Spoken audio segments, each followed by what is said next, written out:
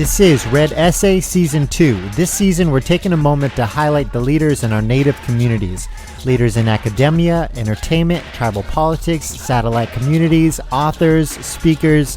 These are the people that continue to transcend their blue card to make a positive difference in the indigenous world today and for the future of our people. So without hearing much more from me, enjoy Red Essay. Hey everybody, welcome to the final episode of Red Essay Season 2. It's been a great run and I really appreciate all the support I've been getting and all these great emails. This week I'm proud to bring on At Large Tribal Counselor Julia Coates. She's the Tribal Counselor rep for the At Large Cherokee Nation citizens that live across the country. I started with thinking this was a little bit of a departure from what we've been doing in the past with people showcasing their work and their leadership skills.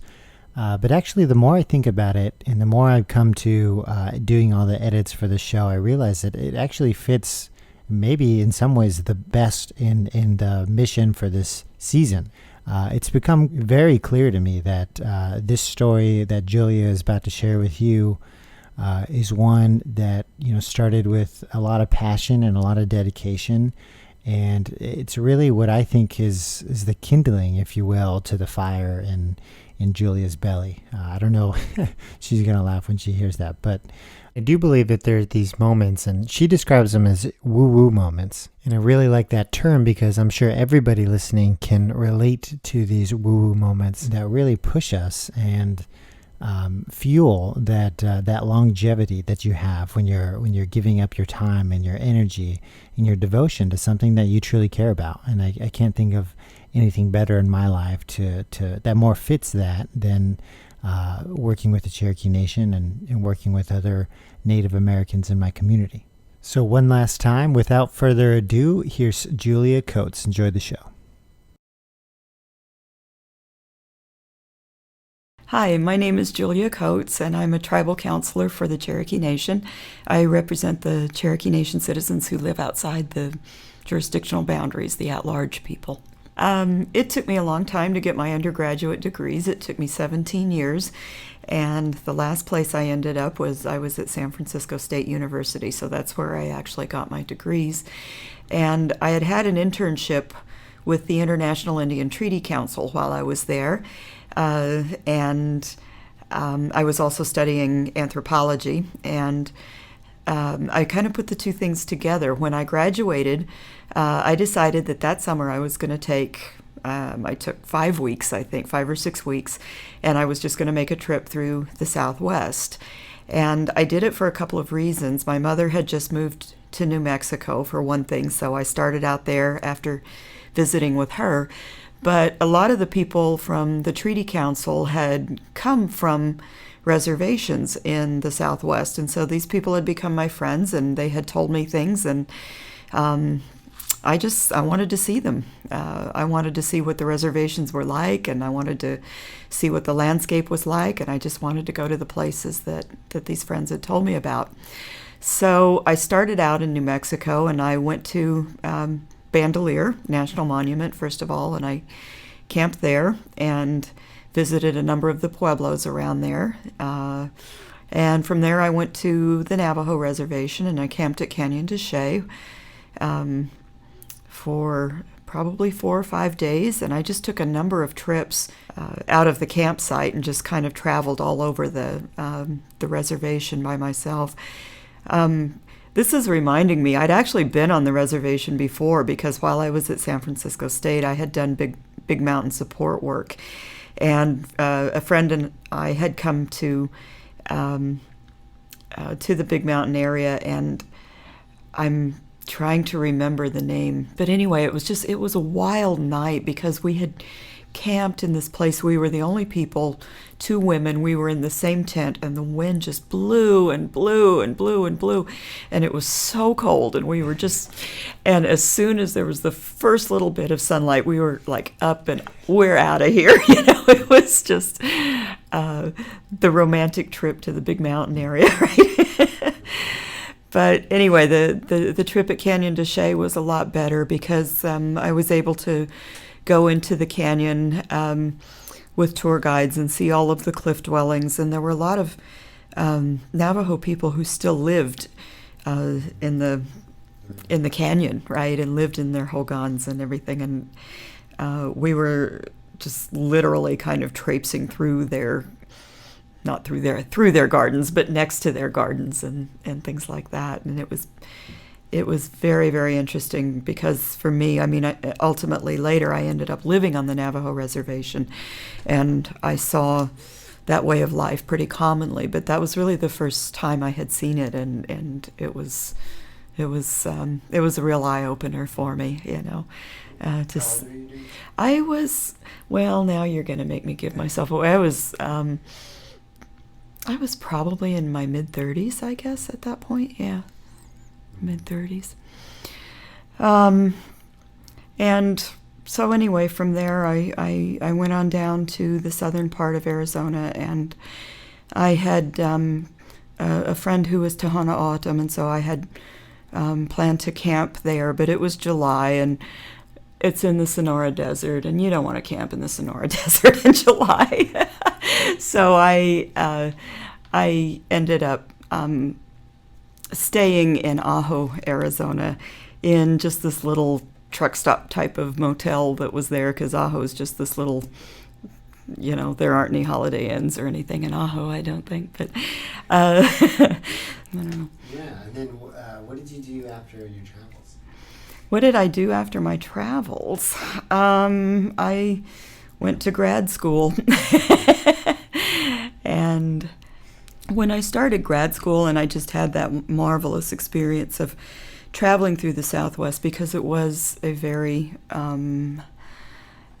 it was very moving, you know. There's a lot of power in those places, and you put that power together with my imagination, you know, it was a pretty marvelous experience. And so I started to feel like, you know, if these places that aren't even mine, you know, they belong to people who are my friends, and I was very interested for that reason. But I thought, wow, what could it be to go to a place that was mine? And so I hadn't been in Oklahoma for quite a while by that time. I mean, when I was a kid growing up, I used to go there every summer and live with my grandparents through the summer, but it had probably been at least 10 or 12 years since I'd spent much time there, except for short visits.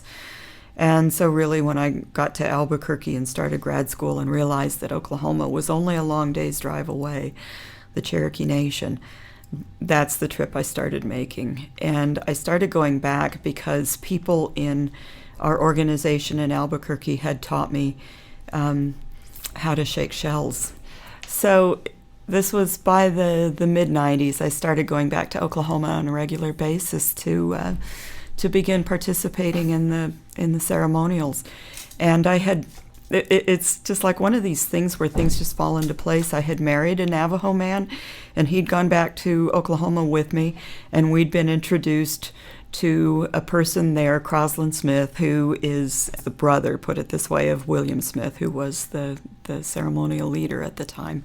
And so I was introduced to him, and in the course of the conversation, we discovered that my husband and Crosland's wife were related. You know, here we've got the two biggest tribes in the world, right? How are you, what are the chances of finding that Navajo and that Cherokee, you know, who happen, but that's what it was. So my husband's aunt was Crosland's wife, and that's kind of how I started participating on a pretty regular basis, was because of that relationship. So I used to go back there every month and dance at Stokes-Smith's ceremonial grounds, and I did that for years and years. My graduate degree was in American Studies, and classic American Studies is a merger between English and history. So, but in contemporary times, American Studies has branched out to be any number of things. And at the University of New Mexico, I was in a concentration that was about race, class, and ethnicity. But it's an interdisciplinary program, so you sort of construct your own degree. And so it's one way that I was able to construct a degree in Native American Studies, because at that time there really weren't any PhDs being offered in Native American Studies per se. And so I just took classes in lots of different disciplines. Most of them were actually in anthropology, so I continued with that. But I took a number of courses in history and Native American history. I took a number of courses in literature and Native American literature. I took a number of sociology courses that would apply, to Native Americans as well. So it was just, it was just kind of building my own field of study.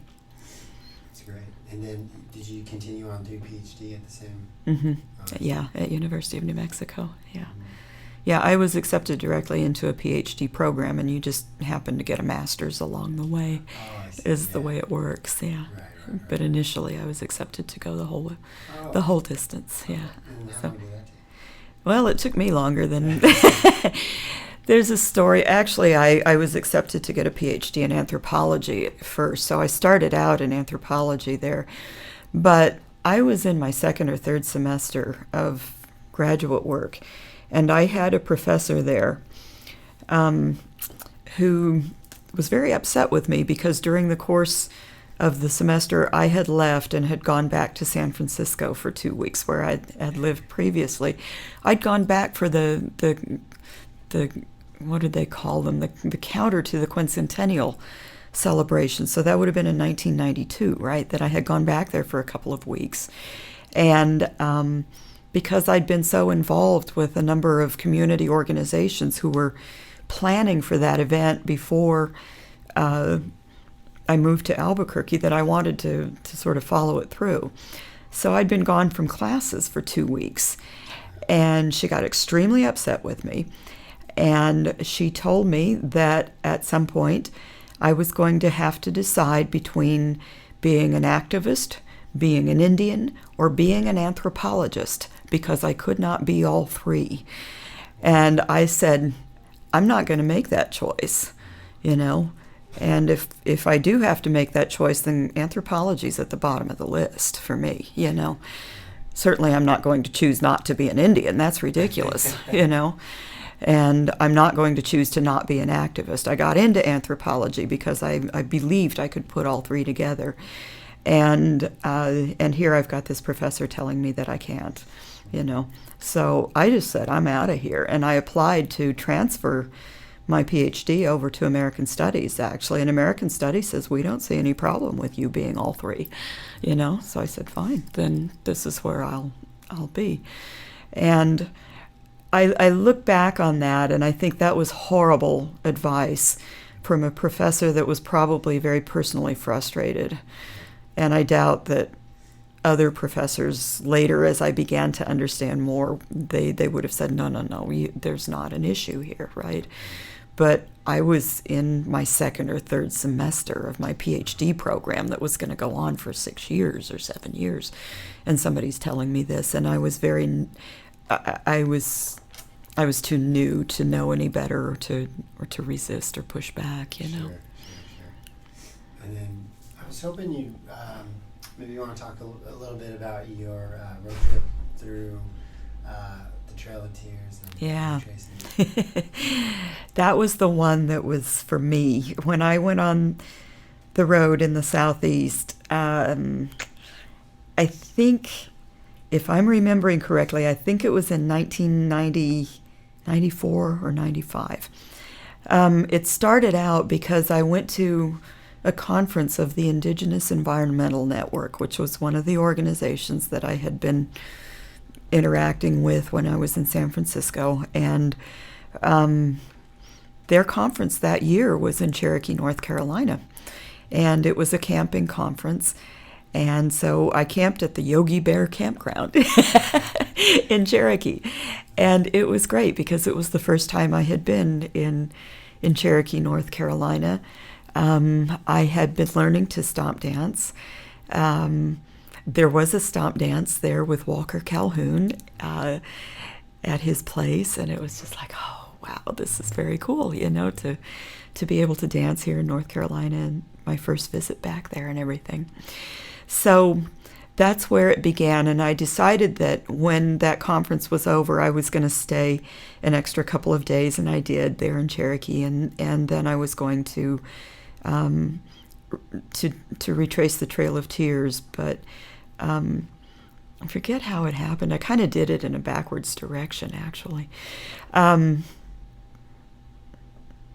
think there were 2 trips, Brandon. They've all come together in my mind. This one that I'm talking about, when I was there, was not when I retraced the Trail of Tears. I'm going to have to backtrack on that.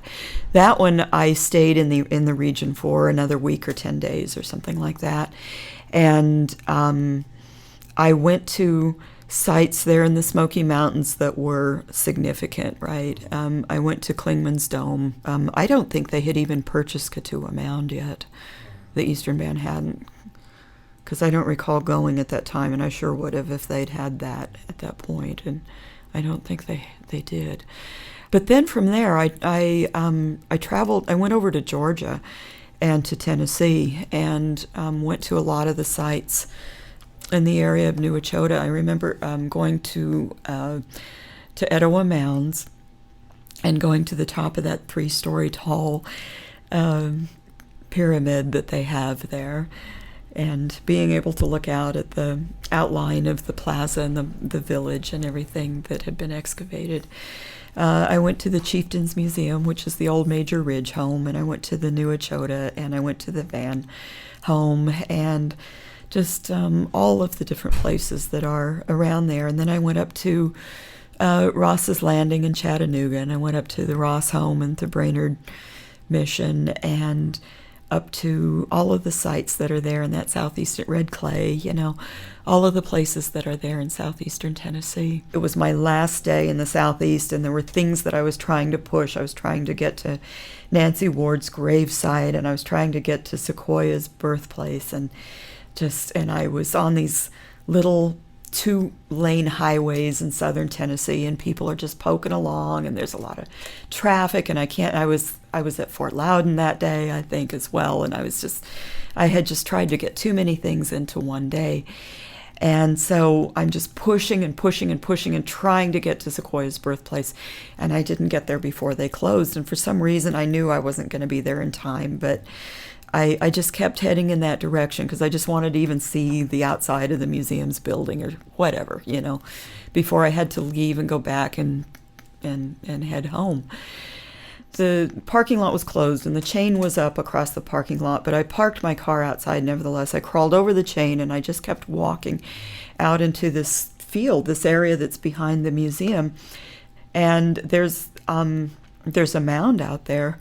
And I had read about it, and so I kind of knew it was there, and I kept, going towards it. And at this mound, if I recall, they have like these little monuments to each of the 7 clans, I believe, that are out there.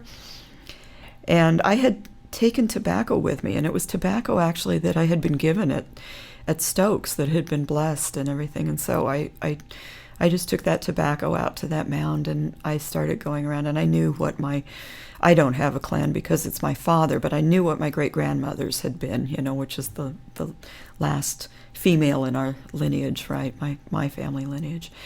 And so I went out there, and I just took the tobacco, and I was, pressing it in on the monument to that clan and everything, and I just came apart, and I just started crying and crying and crying and crying, because what I knew was that in this mounds were the remains of people who had been disinterred from villages that had been flooded when Tellico Dam was built in Lake Tellico, which was in the early 1970s. And I knew that they had disinterred remains, and then they had been reinterred here at this place and this mounds. And I just came apart, and it was just the stress of the day, and knowing this was my last day, and pushing and trying to do so much, and I was pretty raw emotionally, and I just started crying and crying and crying and crying and crying. And I didn't know this at the time, but what I found out later, and I found out from Marge Lowe, who's a genealogist in Houston, and she had worked on my family tree, and she had shown me some things, and that one of my ancestors was from the village of Coyota, I think it is, that is part of that area that was flooded, right, in those overhill settlements in eastern Tennessee. And I didn't know that. I didn't know that that's where my lineage, or that particular lineage was from, until she told me, and that was after, this experience. But it was just like, oh man, they were in there. Some of them probably were in there. So, yeah. So that was one of those woo-woo moments, as a friend of mine calls them, Yeah. That's amazing. Yeah. So that was a pretty powerful trip, and I've been back a number of times. And the one when I retraced the Trail of Tears, I actually did backwards, because I started in Tahlequah. This was a couple of years later, and I actually started in Tahlequah and went in the reverse direction, and That's amazing. went back home. Wow. And then when did you end up living full-time in Tahlequah? It was in 2000. Chief Smith had recruited me. I first met him in the early 1990s, 93 I think it was. He had come to Albuquerque to teach his history course, which he was just beginning to develop at that point. I think maybe 2 years before that he'd started offering it a few times, here and there. So some Cherokee people, Bob Leach and his wife, had invited him to come to Albuquerque to offer it there. And I had, I'd wanted to go to it, but at the time he was there were some Senate hearings on the Native American Free Exercise of Religion Act, and I was actually working for an organization, and it was my job to attend those hearings and present testimony. So I had to go to those instead of go to the history class. But I was able to go and at least meet Chad, and I think I attended for a few hours, but not for the whole thing. And so anyway, I stayed in touch, and just in terms of when the next class was going to be, and I think the next time I went back to take it, I took it in Broken Arrow. He was offering it there, and it was sometime a few years later. And then I went back to Tahlequah again when he was offering it. So I had taken it or been around a bit, and he'd invited me just to, because he knew I was studying some things about our history when I was working on my dissertation, and he invited me to present. And I remember presenting on political parties after the Civil War, just, to the class. It was probably just a 10-minute presentation or something like that. I guess I ended up on his radar because when he became chief in 1999, he started recruiting me to move back there and start teaching the class, really develop it as a program for employees. And so I didn't want to. I wanted to move back, but I didn't want an 8 to 5 Monday through Friday job, which is what it was going to be. But I did, and then I started joking about it. I wish it was an 8 to 5 Monday through Friday job, because it became more like from 6 a.m. to 11 p.m. Weekends. It was just an all-consuming job, but I loved it. I just fell in love with doing it and with living there, and with being able to dance every month, and to really fully participate in the ceremonies, and to ultimately invited to become a member of one of the grounds, and it just became everything to me, and I've just been fighting ever since to try and find the way to stay there, and it's not easy.